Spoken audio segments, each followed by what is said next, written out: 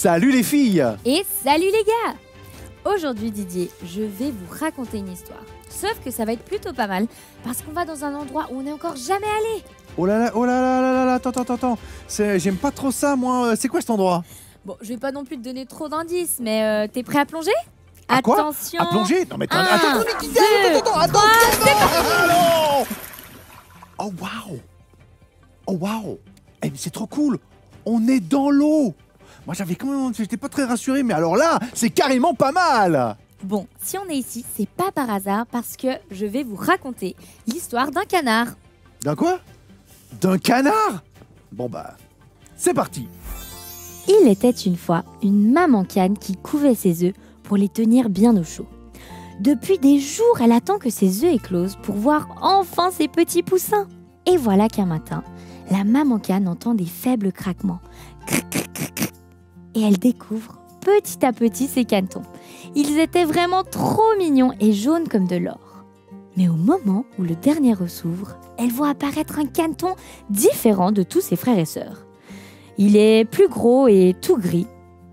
La maman cane le regarde curieusement et lui dit « Mais tu n'es pas comme tes frères et sœurs, t'es tout gris. Bon, peut-être que quand tu grandiras, tu ressembleras davantage à tes frères et sœurs. » Sauf qu'en grandissant, le vilain petit canard n'a pas changé du tout de couleur.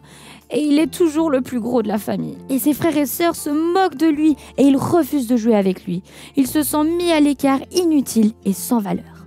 Un beau jour, maman cane décide de rendre visite à la vieille cane pour lui présenter ses enfants. « Comme ils sont beaux ces enfants, dit-elle, à l'exception du grand dernier. »« C'est vrai, dit maman cane, mais il est gentil. » Le caneton se sent tellement triste, il a le cœur lourd. Tous les jours, il regarde son reflet dans la mare et il a trop envie de ressembler à tous les autres. Peut-être que toi aussi, comme le vilain petit canard, t'as l'impression que t'es vraiment trop différent. Ou que t'es en décalage par rapport aux autres, dans ta famille ou à l'école. Tu te sens peut-être nul et découragé. Et le vilain petit canard, alors, qu'est-ce qu'il va faire? Est-ce que lui, il va se décourager et baisser les bras? Je te propose d'écouter la suite de l'histoire pour découvrir ce qu'il va décider de faire. Quelques mois plus tard, le vilain canard nage dans la mare quand soudain, il voit 3 magnifiques oiseaux blancs. C'étaient des cygnes. Il est émerveillé, mais tellement émerveillé qu'il baisse sa tête de honte. Parce qu'il a honte de son apparence, il a honte d'être tellement moche. Sauf qu'au moment où il baisse les yeux, il voit son reflet dans l'eau et cette fois ce n'est plus un vilain petit canard qu'il aperçoit, mais un cygne magnifique. Il n'en croit pas ses yeux. C'était donc ça, il n'est pas un canard mais un cygne. Son œuf se serait retrouvé par accident dans le nid de ses frères et sœurs et sa mère aurait couvé un œuf de cygne sans le savoir. Fou de joie, il s'envole avec les autres cygnes, heureux d'avoir trouvé une famille qui lui ressemble. Dans ta vie, c'est la même chose. Dans les moments où tu te sens différent ou découragé, ne baisse pas les bras, parce que Dieu a des projets de paix pour toi. Tout comme le vilain petit canard qui a compris d'où il venait et pourquoi il a été créé. Donc même si aujourd'hui c'est difficile, fais confiance à Dieu parce qu'il a des projets formidables pour toi. Il va t'aider à devenir la personne qu'il a prévu que tu sois, la personne que tu es vraiment au fond de toi. Bon, ok. Pour connaître les projets de Dieu pour ta vie, je te propose une chasse aux indices. Chaque fois que tu réussis bien à faire quelque chose ou que quelqu'un te fait un compliment, note-le dans un carnet. Ça, c'est tes indices.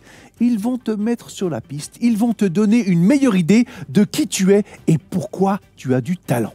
Donc, ne perds pas de temps, trouve un carnet et un stylo et pars à la recherche de tes indices parce que Dieu a des projets de paix pour toi, à toi d'y entrer. Oh là là là là, elle était bien cette histoire racontée par Nikita.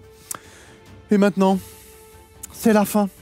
Mais Didier, t'es en train de faire la fin sans moi là. Ah bah alors Nikita, tu tombes bien. Ah bah oui, bah tu tombes bien. On va faire la fin ensemble, hein? Bah ouais, j'espère bien. Parce que c'est la fin. Mais bon, on se rappelle tous que Dieu a des projets de paix pour toi. À toi d'y entrer.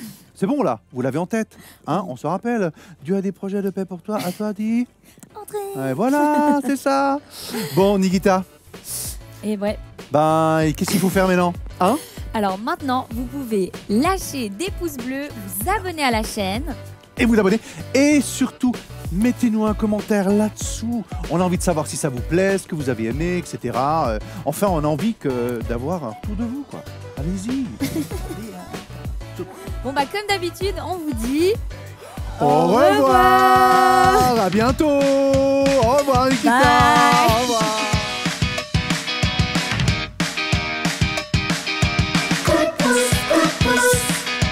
Pour aller plus loin, toi et moi.